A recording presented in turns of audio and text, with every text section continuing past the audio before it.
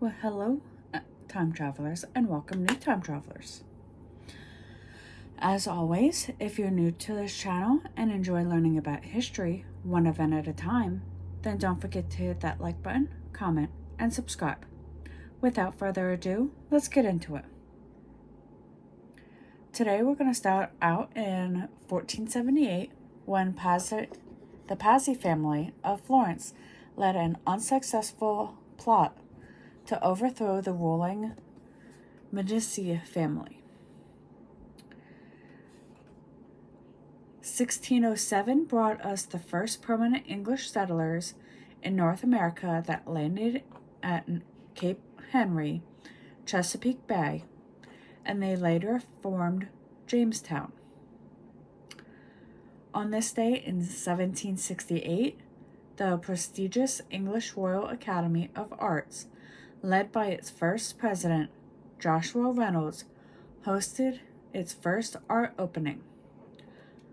9 years later, in 1777, 16-year-old Sybil Langton rode some 40 miles or 65 kilometers around Putnam County, New York, alerting residents of approaching British troops during the American Revolution. Our next stop will be in 1875 when John James Audubon, an American ornithologist who became well known for his drawings and paintings of North American birds, was born in Les Cayes, Saint Domingue, West Indies, which is now Haiti. In 1865, 12 days after U.S. President Abraham Lincoln, John Wilkes Booth was killed at a Virginia farm, either by a federal soldier or by his own hand. 1933 is when Hermann Göring formed the Gestapo, the political police of Nazi Germany that ruthlessly eliminated opposition and was involved in the roundup of Jews throughout Europe for deportation to extermination camps. 4 years later, in 1937, during the Spanish Civil War, the Condor Legion of the German Air Forces, supporting the nationalists, bombed the Basque city of Guernica, an event memorialized in Picasso's painting Guernica. 1954 is when Kershaw Arkin's Seven Samurai was released in Japan, and it is widely considered one of the greatest and most influential films ever made. 10 years later, in 1964, with the merger of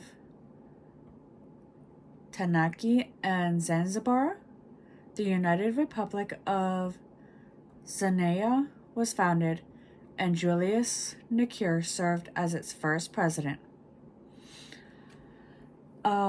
A devastating environmental catastrophe occurred early this morning in 1986 when an explosion and fire at the Chernobyl nuclear power plant in Ukraine, releasing large amounts of radioactive material into the atmosphere. 3 years later, in 1989, actress Lucille Ball, a longtime comedy star of American television, best remembered for her classic comedy series I Love Lucy, passed away at the age of 77. 1994 is when there was a historic vote in South Africa. For the first time in South Africa's history, people of all races went to the polls to elect their national and regional leaders. The balloting, which ended on April 29th, signaled an end of 3 centuries of white minority rule and the execution of apprehended a system of radical separation that had been institutionalized by the National Party in 1948. Despite pre-election violence, mainly on the part of white extremists, South African blacks, which was 75% of the population, whites just over 13%, collards, which is mixed race, over 8%,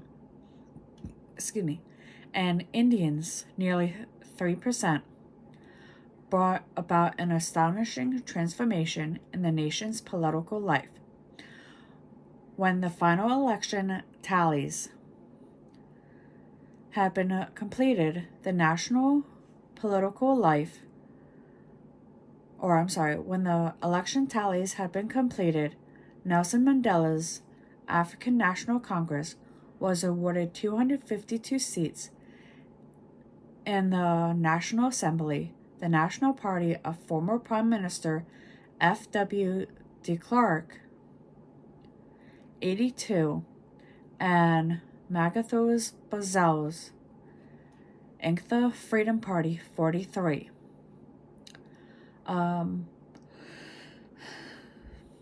Bothel's, a political rival of Mandela, had waited until April 19th before declaring that his Zulu-based party would not boycott the election. 4 other parties shared the remaining 23 seats. On May 9th, Mandela, who had been imprisoned for 27 years until 1990 for opposing the all-white government, was elected president unopposed by the National Assembly. The next day, he took the presidential oath of office in the presence of dignitaries from more than 130 nations. His cabinet included de Klerk, his second deputy president, and Bothel's as Minister of Home Affairs. 3 years after the turn of the century, in 2003, when Rome inaugurated a water taxi service on the Tiber River, which has not been navigated in nearly a century. 4 years later, in 2007, Jack Valenti, the longtime president of Motion Picture Association of America, who created the film rating system that assigns labels for audience suitability of like G, PG, PG-13, R, or NC-17, passed at the age of 85. And finally, in 2018 is when, amid numerous allegations of sexual assault, American comedian and actor Bill Cosby was found guilty of drugging and sexually assaulting a woman, and he later received a sentence of 3 to 10 years in prison. His conviction, however, was overturned in 2021. And with this, we turn to 2024 and our current history. Until next time.